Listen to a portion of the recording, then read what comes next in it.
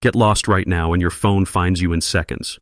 Get lost 50,000 years ago and there was a real chance no one ever found you again. No maps, no signal, no rescue team, just you, alone, in a world built to kill the isolated. This wasn't a rare nightmare scenario either. Getting separated from the group happened constantly. A sudden storm, a chase after prey that went too far, a moment of distraction near a riverbank. And just like that, the landscape you knew was gone, replaced by trees that all looked the same.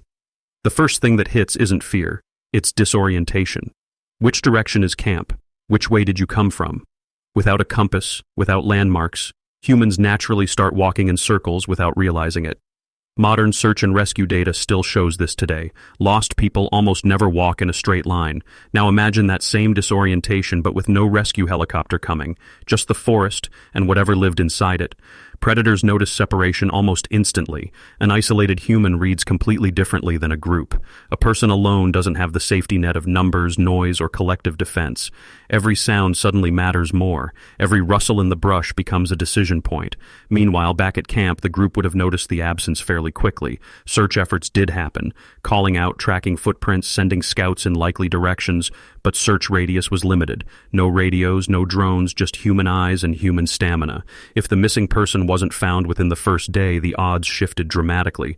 Water became the first real problem. Without a known source, dehydration sets in fast. The human body can survive roughly 3 days without water, less in heat, less under physical stress. Ancient humans who survived being lost often knew how to identify safe water by sound, movement, and surrounding plant life. Moving water was almost always safer than still water, a rule passed down through observation, not textbooks. Food mattered too, but less urgently than water. A person could survive weeks without it if they had to. The real danger with food wasn't starvation. It was poisoning from unfamiliar plants in unfamiliar territory. Every ancient community carried generational knowledge about which plants were safe, and that knowledge didn't travel with a lost individual. Shelter became urgent the moment night approached. Exposure could kill faster than hunger or thirst combined. A single freezing night without proper cover could be enough to end everything, especially in colder climates. And night changed everything about the danger. Predators that rested by day became active and hunting. A lone human at night had no fire circle, no group awareness, none of the protections that normally kept people alive after dark. This is likely why so many ancient cultures developed a deep, specific fear around the idea of being lost. It wasn't abstract. It was a real, common way to die. Some hunter-gatherer societies developed specific calling systems, distinct whistles or vocal patterns used only when someone went missing. These calls could travel much farther than normal speech and were recognized instantly by anyone who heard them. If the lost person heard it in time, they had a real chance.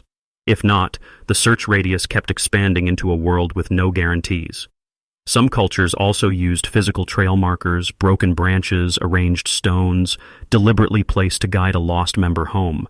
This wasn't decoration. It was an early, functional version of a rescue system, built entirely from available materials. Reading the sky mattered enormously, too. The position of the sun during the day gave a rough sense of direction. At night, certain stars, memorized since childhood, could point roughly toward home if the terrain was familiar enough. Moss growth on trees, water flow direction, and animal trail patterns all served as natural navigation tools. Animal trails were especially valuable. Most lead somewhere useful, water, feeding grounds, or occasionally toward human settlements. Following one wasn't guaranteed safety, but it was often better than wandering with no logic at all. Some individuals did survive being lost for extended periods, and their stories, when recorded later by researchers studying oral history, are remarkable. Survival often came down to a mix of calm decision-making, existing skill, and simple luck involving terrain and weather. Panic, on the other hand, was almost always fatal. Poor decisions made quickly tend to compound in dangerous environments. This is likely why calm, methodical thinking under stress became such a valued trait across ancient human cultures. Children who wandered off posed an even more serious problem, given their smaller stamina and limited survival knowledge. Groups often assigned specific adults to track children closely during travel, particularly near rivers, cliffs, or dense terrain. Historical and anthropological records describe rare but real cases of children surviving alone in the wild for extended stretches. These cases, while astonishing, were exceptions built on extreme luck and unusually favorable conditions, not the norm. For most people, being lost for more than 2 or 3 days dramatically reduced the odds of ever reuniting with their group. Reunion, when it happened, often depended entirely on which direction the lost individual instinctively chose in the first confused hour. This is why some ancient survival teachings emphasized one simple, powerful rule: stop moving the moment you realize you're lost. Staying in one place made a person far easier to find than someone who kept wandering deeper into unfamiliar terrain. This same principle is still taught in modern wilderness survival training today, virtually unchanged after tens of thousands of years. Fire, when it could be made, changed everything for someone lost after dark. Smoke during the day and flame at night both served as visible signals across long distances. A lost person who could create fire dramatically increased both their physical safety and their chances of being spotted. This is likely one of the many reasons fire-making skill was considered essential knowledge for every member of ancient communities, not just specialists. Being lost also carried a deep psychological weight beyond the physical danger. Isolation itself was terrifying for social creatures. Humans evolved as intensely group-dependent beings, and prolonged separation triggered real physiological stress responses. Elevated heart rate, disrupted sleep, and impaired decision-making all compounded the danger of being alone in unfamiliar territory. This is part of why solitary confinement remains recognized today as one of the most psychologically damaging experiences a person can endure. Our ancestors' fear of being lost wasn't irrational anxiety. It was an accurate reflection of genuine, constant risk.